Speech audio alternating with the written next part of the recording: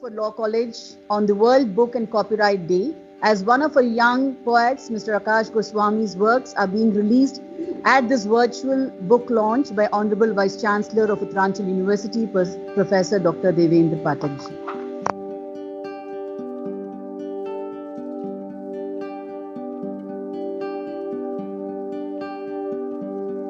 Just a few words about the poet. Today we have with us Akash Goswami, a student of BA LLB Honours, first year, there's a second semester.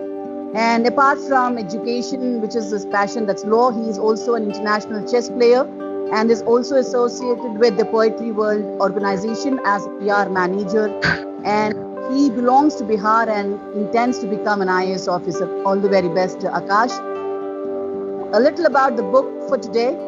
The book is about the various human feelings and words of Akash, and it is being released by a multinational company, Poetry World ORG, and is available on Amazon, Flipkart, and Google Play Books.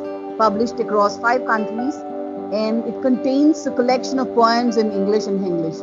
So, with this, I'd like to invite on stage Professor Devendra Pathak ji to kind of release the book officially.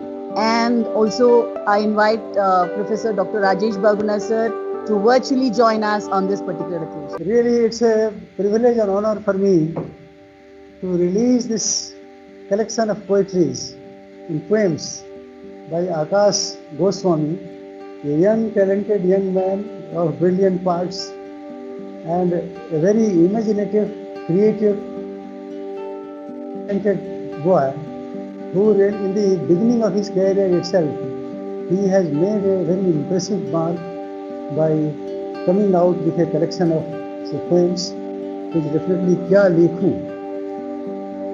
It shows that a poet is hidden in him, the latent poet that is in him, that has found expression in the shape of the collection of these the short poems and the poems in the form of a book that contains so many poems. The poetry, of course, is an inner expression of the heart, and it also reflects the personality, that how in depth of feelings and in fertility of fancy, a man can, how deeply he can dive, fathom the bottom of the ocean of the literary world, and in that, Mr. Akash Goswami, he has given a rare reflection of his talent that he is having. In this young age, his ideas are so really penetrative, so suggestive, so appealing. Definitely, it is bound to create a flutter in the literary world.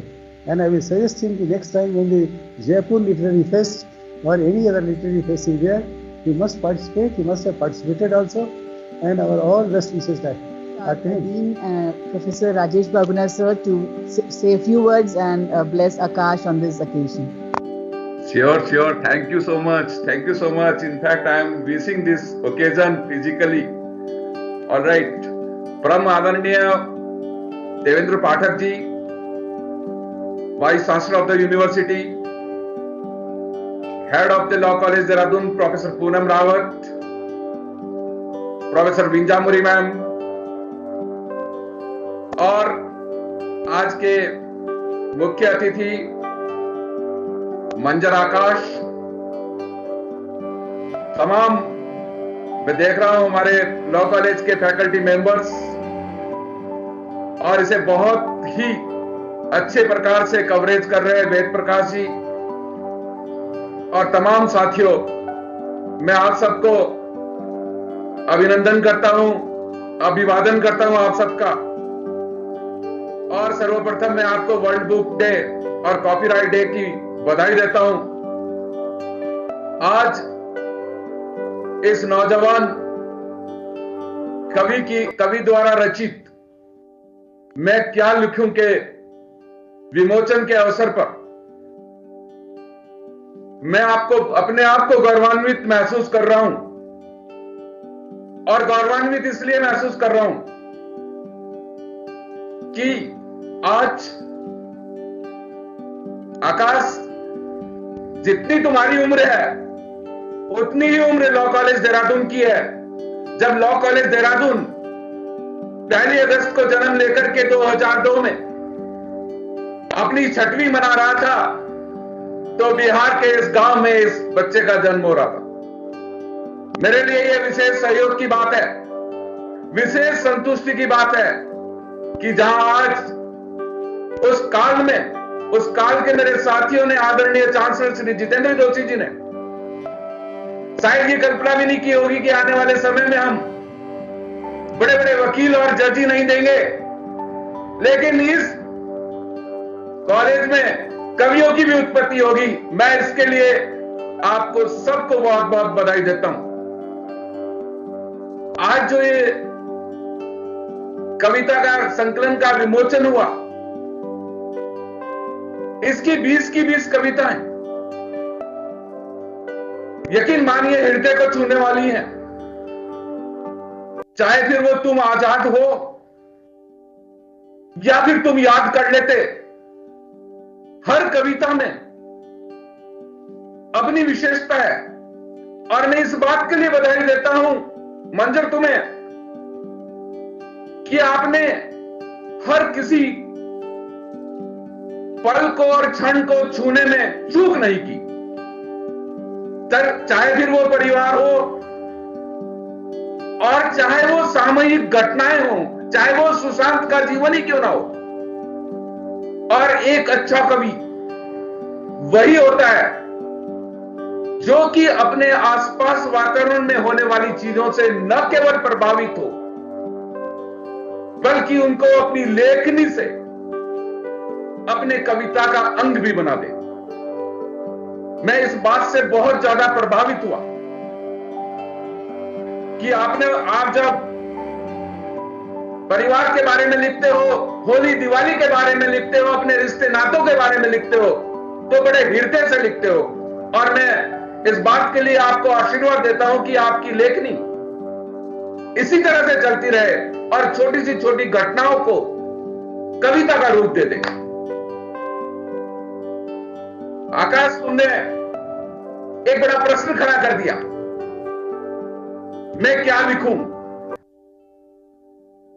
अरे तू तो शतरंज का खिलाड़ी है, किसी को गिरा, किसी को बढ़ा, किसी को उठा, और जिनको उठते पड़ते देखता है उन्हीं को लेखबद्ध कर दे। और फिर तेरी उस कविता का क्या होगा जिसमें तूने कहा है मैंने अल्फाज रहते हुए गूंगा रहना नहीं सीखा। इन कदमों में चलने वाला मैं क्या लिखूं? तेरे हृदय में कवि है।